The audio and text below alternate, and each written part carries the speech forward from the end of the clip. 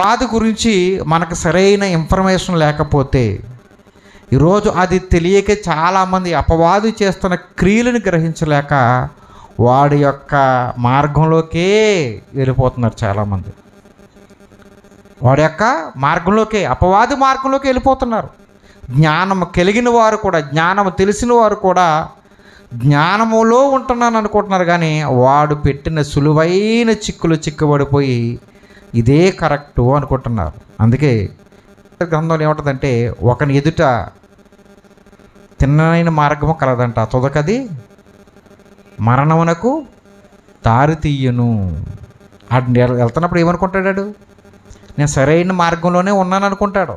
కానీ ఎప్పుడు తెలుస్తుంది వాడికి ఇది మరణానికి దారి తీసిందని? ఎప్పుడు తెలుస్తుంది? చివరికి వచ్చేసిన తర్వాత, గమ్యానికి చేరుకున్న తర్వాత. అప్పుడు దానివల్ల మనకు ఉపయోగమే ఉండదు. ముందే జాగ్రత్తగా చూసుకోవాలి.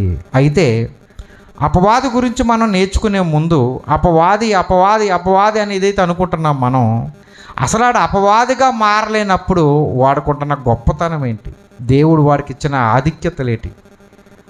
అర్థమైందా? సాతానుకు దేవుడు ఇచ్చిన ఆధిక్యతలు ఉన్నాయండి? సాతానుకు దేవుడు ఆధిక్యతలు ఇచ్చాడా? ఆధిక్యతలు ఏంటి అసలు? ఎంతగా దేవుడు అపవాదిని, సాతానుని, లూసిఫర్ అనే దేవదూతని దేవుడు ఎంతగా దాన్ని అధికముగా చేశాడు, ఎంత గొప్పగా దాన్ని ఆశీర్వదించాడు, ఎంత గొప్పగా దాన్ని ఆయన ప్రేమించాడని మనం చూసినట్లయితే, గొప్పదాన్ని చాలా ఈజీగా ఆడు కూడా చాలా ఈజీగా పోగొట్టుకున్నాడు. ఎంత పోగొట్టుకున్నాడంటే, మరలా ఆడు మారడానికి కూడా అవకాశం లేని స్థితిలోకి వాడు వెళ్ళిపోయాడు. ఆ స్థితిలోనే వాడు ఉండిపోయాడు. చూద్దాం ఒకసారి. కొన్ని విషయాలు మనం నేర్చుకున్నప్పుడు ఎంత అద్భుతమైన జీవితాన్ని వాడికి ఇచ్చాడో చూద్దాం. ఫస్ట్ కొన్ని యెహెజ్కేలు గ్రంథం 28వ అధ్యాయం. యెహెజ్కేలు గ్రంథము 28వ అధ్యాయము. ఈ అధ్యాయం అంతా చదవచ్చు, కొన్ని ప్రాముఖ్యమైన మాటలు చదువుకుందాం. 28వ వచనం 11 నుంచి చదువుదాం. 28వ అధ్యాయము 11 నుంచి. మరియు యెహోవా వాక్కు నాకు ప్రత్యక్షమై ఇలాగూ సెలవిచ్చాను. చూడండి, దేవుని వాక్యము మనకి జరిగిన విషయాల్ని కూడా అర్థమవడానికి దేవుడు కొన్ని అలంకరణ రూపాలు ఉపయోగించి మాట్లాడతాడు. అలంకరణ అంటే చూడండి, మనము ఏదన్నా పిల్లలకి నీతి బోధించాలనుకో ఒక కథ చెప్తాం. మనం ఏమన్నా చెప్తామా? లేకపోతే ఒక విషయం అర్థం అవ్వడానికి ఏం చేస్తాం? అక్కడ ఉన్న వస్తువుల్ని పోలి మనం చెప్తాం. లెక్కలు చేస్తారు కదా, చాలా పిల్లలు లెక్కలు చేస్తారు. 10th క్లాస్లో లెక్కలు చాలా ప్రాముఖ్యత అంటాం కదా. లెక్క చేస్తున్నప్పుడు ముందు ప్రశ్న ఏముంటుంది లెక్కలో? ఎక్స్ అనేవాడు, వై అనేవాడు, ఏదో ఉంటుంది, ఏ అనేవాడు, బి అనేవాడు లెక్కించి ఇది చేయాలనగానే ఆ లెక్కను ఏం చేస్తాం మనం? కొన్ని అంకెలు ఇస్తాడో, ఒక ఎక్స్ ఇస్తాడు. ఈ ఎక్స్ ఇటు కొనుక్కోవాలంటే మొత్తం అంతా మనం చేసుకుంటూ రావాలి. అలాగే కొన్ని అలంకారం రూపంగా రాయించాడు దేవుడు అర్థం అవడానికి. ఇది దేవుడు ఎవరి గురించి చెప్తున్నాడంటే లూసిఫర్ గురించి చెప్తున్నాడు. ఇప్పుడు చదవండి. నరపుత్రుడా, తూరు రాజును గూర్చి అంగలార్పు వచనమెత్తి ఇలాగూ ప్రకటింపుము. ప్రభువైన యెహోవా సెలవిచ్చినదేమనగా, పూర్ణ జ్ఞానమును సంపూర్ణ సౌందర్యము గల కట్టడమునకు మాదిరివిని దేవుని తోటయగు ఏదేనులో నువ్వు ఉంటివి. మాణిక్యమును, గోమేదకమును,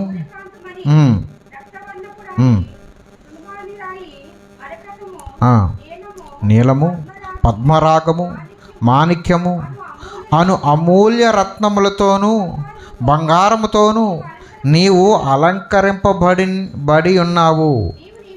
నీవు నియమింపబడిన దినమున పిల్లన గ్రోవులు వాయించువారు నీకు సిద్ధమయ్యిరి. అభిషేకమునందున చూడ కెరూబువై యొక్క ఆశ్రయముగా నీవు ఉంటివి. అందుకే నేను నిన్ను నియమించుతిని. దేవునికి ప్రతిష్ఠింపబడిన పర్వతం మీద నీవు ఉంటివి. కాలుచున్న రాళ్ళ మధ్యను నీవు సంచరించుచుట్టివి.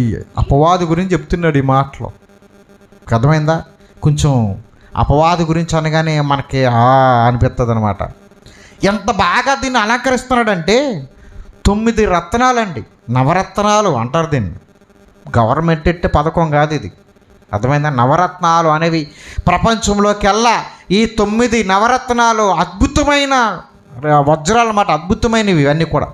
గోమేదకం అనేది, పద్మరాగ మాణిక్యం అనేది, అమూల్య రత్నములతో బంగారంతో నువ్వు ఏం చేసావంట, అలంకరించబడింది. దేవుడు అలంకరించాడంట దాన్ని. ఎవరిని? అపవాదిని అలంకరించాడు.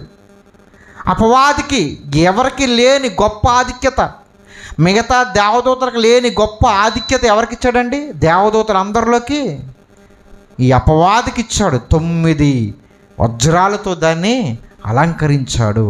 ఎంత అందంగా ఉంటుందండి అప్పుడు అది. అభిషేకమునందున ఎవరంటాడు? కెరూబువై ఉన్నాడంట. కెరూబుల్లో అభిషేకం పొందినవాడు వాడు. చూడండి, అపవాది ప్రత్యేకమైన అభిషేకము పొందినవాడు. ఎవరు అభిషేకించారు ఆయన్ని? దేవుడే అభిషేకించాడు. అర్థమైందా? మనకు మనుషులు అభిషేకిస్తేనే మనం పట్టుకోలేము ఎవరు, అంతేనా? మనుషులు అభిషేకిస్తేనే, మనుషులు గణపరిస్తేనే, మనుషులు మనకు ఆధిక్యతనే మనం ఎవరికే పట్టుకోలేము. కానీ ఇక్కడ దేవుడు దానికి ప్రత్యేకముగా 9 నవరత్నాలతో అలంకరించి తర్వాత ఏం చేశాడు? మరలా అభిషేకించి దాన్ని నియమిస్తున్నప్పుడు, అంటే అభిషేకిస్తున్నప్పుడు పిల్లల గురువులు కూడా ఊదారంట. పిల్లల గురువులు ఊదారంట, అంటే శబ్దం చేశారు, సౌండ్ పెట్టారు. అంటే పరలోకంలో పిల్లల గురువులు ఉంటాయా? దేవుని దగ్గర ఉంటాయా? ఉండవా? ఉంటాయి. ఇంకా చదువుదాం, మనం చాలా వచనాలు ఉన్నాయి. దాన్ని అంతలాగా దేవుడు అలంకరించాడంట, ప్రత్యేకంగా ఉంచాడంట. అంతేకాదు, దేవునికి ప్రతిష్ఠింపబడిన పర్వతం మీద నువ్వు ఉంటివి. దేవునికి ప్రతిష్ఠింపబడి, అంటే పరలోకంలో దేవుడు ఉండే స్థలంలో దేవుడికి ఏముందంట? ప్రతిష్ఠింపబడిన పర్వతం ఉందంట. అక్కడ ఎవరున్నారు? వినండి, అక్కడ ఎవరున్నారు? దేవుడికి ప్రతిష్ఠింపబడిన పర్వతం దగ్గర ఎవరున్నారు? దేవుడు ఉన్నాడు. లూసిఫర్ అక్కడ ఉంది. ప్రత్యేకమైంది, ఇది ప్రత్యేకమైంది. అక్కడ ఉన్నారంట. తర్వాత దేవుణ్ణి కాలుచున్న రాళ్ళ మధ్య నువ్వు సంచరించుచుంటివి. కాలుచున్న రాళ్ళ మధ్య. కాలుచున్న అంటే మంటలేనా? మంట బైబిల్ పరిశుద్ధ గ్రంథంలో మనకు, అంటే దేవుడు ప్రత్యేకంగా చూసిన అగ్ని ఉంటుంది కదా. మోషే దగ్గరికి వచ్చినప్పటికి ఎవరున్నారండి అక్కడ? పొద కాలుతుంది, కానీ ఏమవుతుంది? పొద అగ్ని వచ్చింది, కాలదు. అక్కడ చూస్తాం మనం. మరలా ఇంకోటేటి, ఏదేం తోటలో జీవవృక్షం దగ్గరికి వెళ్లకుండా ఏం పెట్టాడైనా? ఖడ్గా జ్వాలను పెట్టాడు. పరిశుద్ధాత్మ దేవుడు వస్తున్నప్పుడు మేడగదిలో అపొస్తలుల కార్యాలు 2 ఉంటుంది కదా, 2వ అధ్యాయంలో మేడగది ఏమన్నా? అగ్ని జ్వాలలుగా దిగి వచ్చాను అని ఉంటుంది. అగ్ని జ్వాలలు అంటే పరిశుద్ధాత్మ దేవుడు ఉన్న దగ్గర కూడా ఈ లూసిఫర్ ఎలాగుందంట? మండుచున్న అగ్ని జ్వాల. అంటే దేవుడు ఉండే స్థలంలో మండుచున్న అగ్ని జ్వాలగా కనపడుతున్నప్పుడు అక్కడ కూడా ఆ మధ్యన కూడా ఎవరున్నారంట? లూసిఫర్ ఉంది. ఎంత అదృష్టం అంటే దానికి. పరిశుద్ధాత్మ దేవుడు యేసుక్రీస్తు వారు, మన తండ్రి అయిన దేవుడు వాళ్ళ అగ్ని జ్వాలల కింద పరిశుద్ధంగా ఉన్నప్పుడు వాళ్ళ మధ్యన కూడా ఏం చేస్తుందంటే ఇది సంచరిస్తూ ఉందంటది. అంతటి గొప్ప ఆధిక్యత దేవుడు దానికి ఇచ్చాడు. నీవు నియమింపబడిన దినము మొదలుకొని పాపము నీయందు కనబడు వరకు ప్రవర్తన విషయములో నీవు యథార్థవంతుడుగా ఉన్నాడు. నిజమేనండి. వాడు పాపము వాళ్ళు కనబడనప్పుడు లూసిఫర్ ఎలాంటి వాడు అంటాడు? యథార్థవంతుడు ప్రవర్తన విషయంలో. ఇది ఎవరు సర్టిఫై చేస్తున్నారు? ఇది దేవుడు చెప్తున్నాడు, నీవు యథార్థవంతుడవు. చూసారా, మనం ఏం చేస్తామో తెలుసా? ఇటు చాలా మంచోడని అంటాం మనం ఒకప్పుడు. ఏనంటామా? మనకి ఆడికి విరోధం వచ్చిందనుకో, అదే నోటితో ఏమంటాం మనం? ఇటు చాలా దుర్మార్గుడు అని అంటాం. అదే ముందు ఏమంటాం? అన్నీ మంచోడు అంటాం. ఇక్కడ దేవుడు చూడు, ఇక్కడ ఏం చెప్తున్నాడంటే, ఇప్పుడు దేవుడికి సాతాను ఎవరికి విరోధంగా ఉంది? కానీ రాస్తున్నప్పుడు ఏం రాస్తున్నాడు దేవుడు? చాలా దుర్మార్గుడు అంటలేదు. వీడిలో పాపం లేనప్పుడండి ప్రవర్తన విషయములో ఎవడో యథార్థవంతుడని దేవుడు చెప్తున్నాడు. అది దేవుడు నా మనస్తత్వం. అది మీకు అర్థమైందా? ఎంత బాగా చెప్తున్నాడు సాతాను వచ్చి. వాడిని నేను ఎలా చూశాను అంటే, 9 నవరత్నాలతో అలంకరించాను, అభిషేకించాను. నేను ఎక్కడైతే ఉన్నానో అదే స్థానంలో ఉంచాను. మా మధ్యన మిగతా దేవదూతలకు ఆ ఛాన్స్ లేదు. మిగతా దేవదూతలకు ఏ ఛాన్స్ లేదు?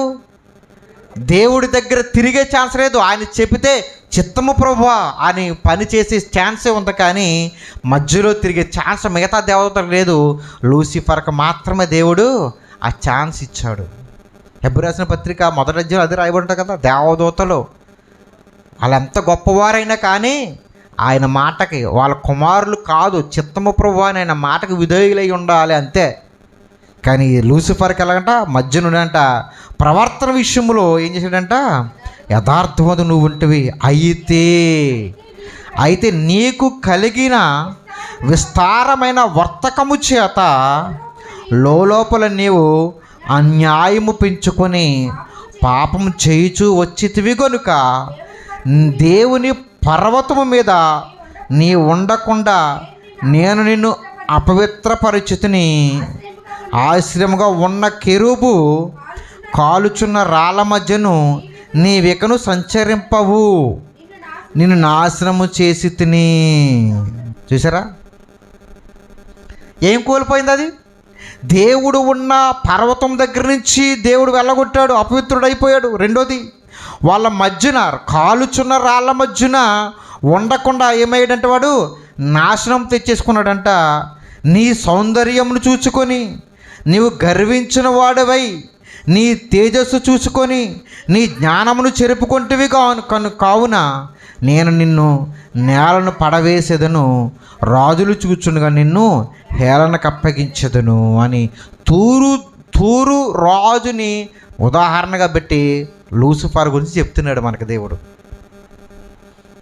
అర్థమైందండి? అది పాపం చేసింది, అలాంటి స్థానాన్ని కోల్పోయి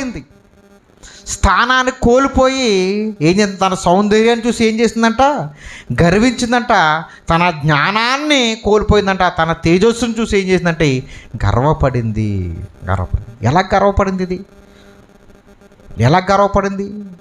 నీకు విస్తారమైన వర్తకము చేతనగా ఎలా గర్వపడింది అంటే యెషయా గ్రంథాన్ని చూద్దాం. 14వ అధ్యాయం, యెషయా గ్రంథము 14వ అధ్యాయంలో ఎలాగ పాపం చేసింది, అది పాపాన్ని ఎలాగ అది అవలంబించింది మనం చూద్దాం. నన్ను సౌండ్ వస్తుంది చూసుకో. యెషయా గ్రంథం 14వ అధ్యాయం 12వ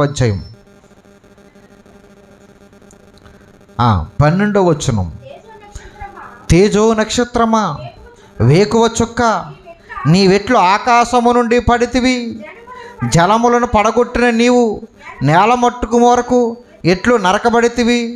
నేను ఆకాశంలోకి ఎక్కిపోయేదను, దేవుని నక్షత్రములకు పైగా నా సింహాసమును హెచ్చించుతును, ఉత్తర దిక్కునున్న సభాపర్వతం మీద కూర్చుందును,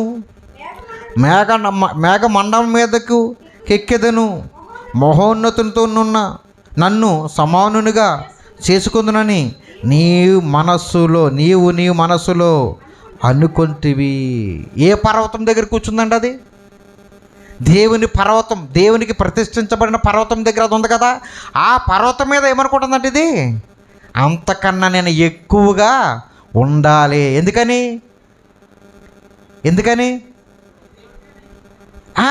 దేని చూసుకుని అనుకుంటుంది అది? తన తేజస్సును, తన సౌందర్యమును, తన జ్ఞానమును, దేవుడిచ్చిన ఆధిక్యతను చూసి, మీకు అర్థమవుతుందా? ఆధిక్యతను చూసి లోపల ఏం చేసిందంట, అది గర్వించిందంట. లోపల పాపాన్ని ఏం చేసిందంట, అది పెంచుకుందంట. అన్యాయంగా దేవుడిని అది ఏంటంట, దేవుడు ఏమంటున్నా దాన్ని పడద్రోసేశాడు. నేను ముగిస్తాను, ఒక మాట చెప్పి ముగిస్తాను. ఇక్కడ దీన్ని బట్టి మనకి ఏమర్థమవుతుందంటే దేవుడు ఇచ్చిన సౌందర్యం తప్పండి? కాదు. జ్ఞానము తప్పండి? కాదు. ఆయన తనతో పాటుగా తన దగ్గర పెట్టుకోవడం తప్పండి? కాదు. కాదు. కానీ అలాగిచ్చిన వాటి ద్వారా కూడా మనం ఏమైపోతామంట, పాపంలో పడిపోవడానికి ఆస్కారము ఉంది. ఒక మాట చదువుతామే, ఇది మాట చదివి ముగిస్తాను. ప్రసంగి గ్రంథం 7వ అధ్యాయం. ప్రసంగి గ్రంథం 7వ అధ్యాయం 7వ అధ్యాయము 15వ వచనం, 16 చదవండి.